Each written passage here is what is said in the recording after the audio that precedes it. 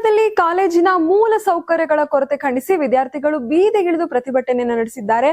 ಅಖಿಲ ಭಾರತ ವಿದ್ಯಾರ್ಥಿ ಪರಿಷತ್ ನೇತೃತ್ವದಲ್ಲಿ ನಗರದ ಪ್ರಸಿದ್ಧ ಅಶೋಕ್ ವೃತ್ತದಲ್ಲಿ ಬೃಹತ್ ಪ್ರತಿಭಟನೆ ಹಾಗೂ ರಸ್ತೆ ತಡೆ ಹೋರಾಟ ನಡೆದಿದೆ.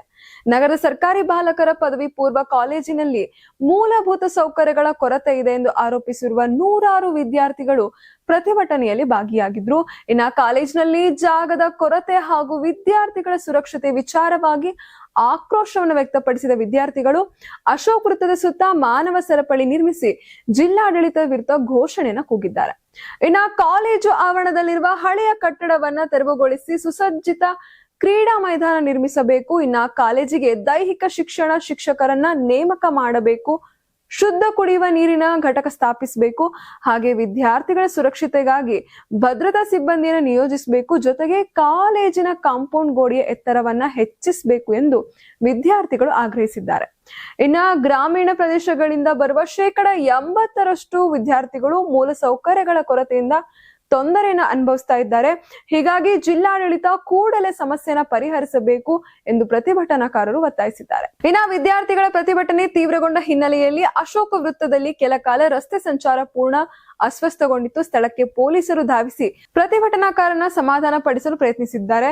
ಇನ್ನ ಈ ವೇಳೆ ವಿದ್ಯಾರ್ಥಿ ಮುಖಂಡರು ಜಿಲ್ಲಾಡಳಿತಕ್ಕೆ ಮನವಿ ಪತ್ರ ಸಲ್ಲಿಸಿ ತಮ್ಮ ಬೇಡಿಕೆಗಳನ್ನು ನಿಗದಿತ ಕಾಲಮಿತಿಯಲ್ಲಿ ಈಡೇರಿಸದೇ ಇದ್ರೆ ಮುಂದಿನ ದಿನಗಳಲ್ಲಿ ಕಾನೂನುಬದ್ಧ ಹಾಗೂ ಪ್ರಜಾಸತ್ತಾತ್ಮಕ ರೀತಿಯಲ್ಲಿ ಹೋರಾಟವನ್ನ ಮತ್ತಷ್ಟು ತೀವ್ರಗೊಳಿಸುವುದಾಗಿ ಎಚ್ಚರಿಕೆಯನ್ನ ನೀಡಿದ್ದಾರೆ.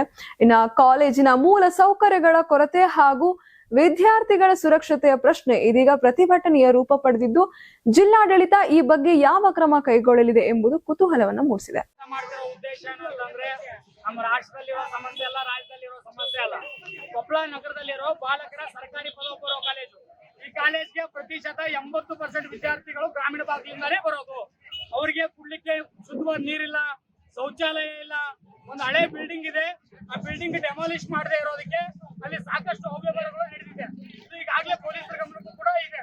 ಅದು ಹೊರತುಪಡಿಸಿದಂಗೆ ಒಂದು ಗ್ರಂಥಾಲಯ ಇಲ್ಲ, ಶೌಚಾಲಯದ ವ್ಯವಸ್ಥೆ ಇಲ್ಲ. ಇದನ್ನ ಸಾಕಷ್ಟು ಬಾರಿ ಆ ಕಾಲೇಜಿನ ಪ್ರಾಂಶುಪಾಲರು ಕೂಡ ಇಲಾಖೆಯವ್ರಿಗೆ ಮನವಿ ಕೊಟ್ಟಿದ್ದಾರೆ. ನಾನು ಕಳೆದ ಬಾರಿ ವಿಠಲ್ ಸರ್ ಅಂತ ತಹಸೀಲ್ದಾರ್ ಇದ್ದಾಗ ಅವ್ರಿಗೂ ಕೂಡ 100 ತರ ಮನವಿಯನ್ನ ಕೊಟ್ಟಿದ್ದೀನಿ. ಆದ್ರೆ ಯಾವ ಅಧಿಕಾರಿಗಳು ಸ್ಪಂದಿಸ್ತಿಲ್ಲ, ಯಾಕೆ ಅಂತ ಗೊತ್ತಿಲ್ಲ.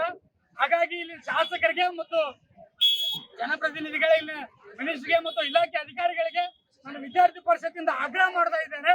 ಇನ್ನೂ 15 ದಿವಸದಲ್ಲಿ ಇದೇನಾದ್ರೂ ಸಮಸ್ಯೆ ಬಗೆಹರಿದಿಲ್ಲ ಅಂದ್ರೆ ಇಲ್ಲಿ ಕಾಲೇಜ್ ಗೇಟ್ ಅನ್ನ ಬಂದ್ ಮಾಡಿ ನಾವು ಕಾಲೇಜ್ ಮುಂದೆ ಉಗ್ರವಾದ